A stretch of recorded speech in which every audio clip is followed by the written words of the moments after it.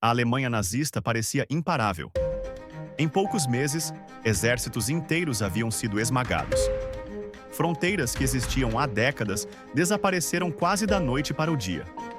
Governos ruíram, capitais foram ocupadas e milhões de pessoas passaram a viver sob o medo constante da expansão alemã.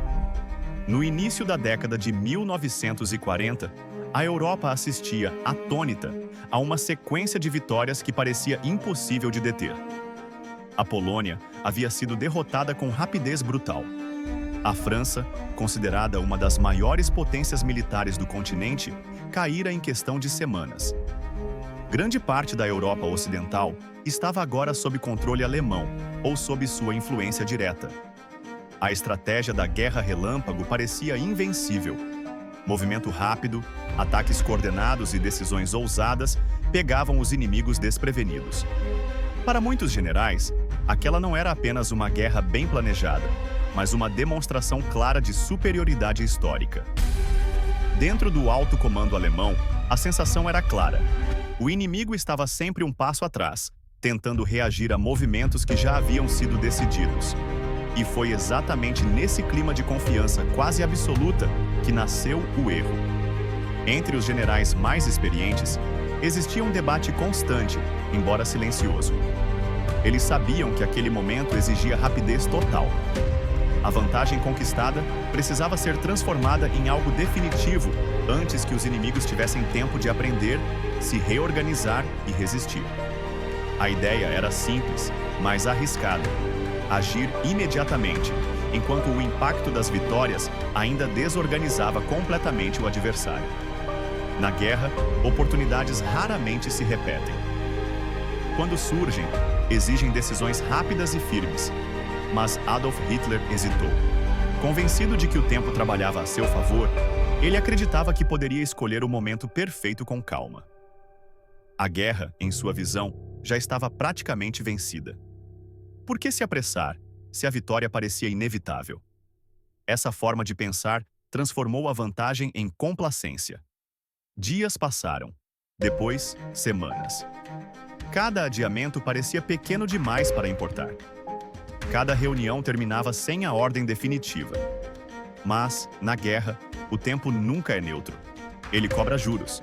E quase sempre esses juros são pagos em vidas humanas.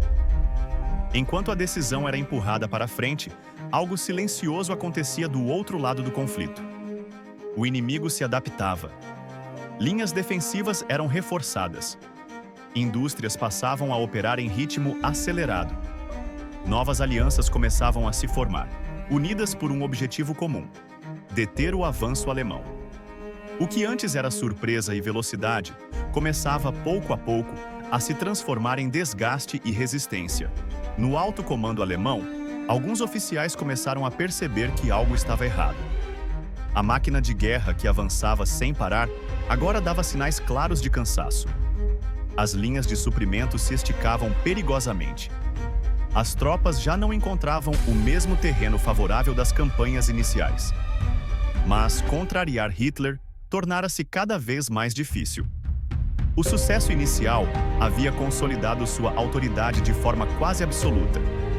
Questionar suas decisões deixara de ser visto como estratégia e passara a ser interpretado como deslealdade. E assim, a decisão que precisava ser imediata continuava suspensa no ar. Quando finalmente a ordem começou a ser considerada com mais seriedade, o cenário já não era o mesmo. As condições climáticas haviam mudado drasticamente. O terreno, antes favorável à mobilidade rápida, agora dificultava o avanço. A resistência inimiga estava preparada, alerta e determinada. Aquilo que poderia ter sido um golpe decisivo transformou-se em uma campanha longa, custosa e imprevisível. A guerra começava a mudar de natureza. De um conflito rápido e ofensivo, ela se tornava uma guerra de resistência, algo para o qual a Alemanha não estava preparada. Os meses seguintes deixaram isso ainda mais evidente. Tropas exaustas, equipamentos desgastados, linhas de suprimento vulneráveis. Cada quilômetro conquistado exigia um preço cada vez mais alto. O inimigo, antes acuado, agora contra-atacava com força renovada. A Alemanha, que antes ditava o ritmo da guerra, passou a reagir aos movimentos dos adversários. O momento da decisão havia passado, e não havia como voltar no tempo. A partir desse erro, uma reação em cadeia se iniciou. Novas frentes de batalha foram abertas. Recursos precisaram ser divididos. A superioridade inicial se dissolveu lentamente, dia após dia. A decisão adiada não custou apenas uma possível vitória rápida. Ela abriu caminho para um conflito prolongado, desgastante e, por fim, para a derrota. Décadas depois, historiadores ainda retornam a esse momento específico. Não como uma simples falha militar, mas como um exemplo clássico de como o excesso de confiança pode destruir até os planos mais bem-sucedidos. A Segunda Guerra Mundial deixou uma lição clara. Em conflitos decisivos, não agir no momento certo pode ser tão fatal quanto tomar a decisão errada. Às vezes, o destino do mundo não é definido por uma grande batalha, mas por uma escolha silenciosa feita, ou adiada, longe do campo de batalha. Uma decisão não tomada, um tempo perdido e um destino completamente alterado. E talvez, no fim, o maior erro da história não seja aquilo que foi feito, mas aquilo que nunca aconteceu.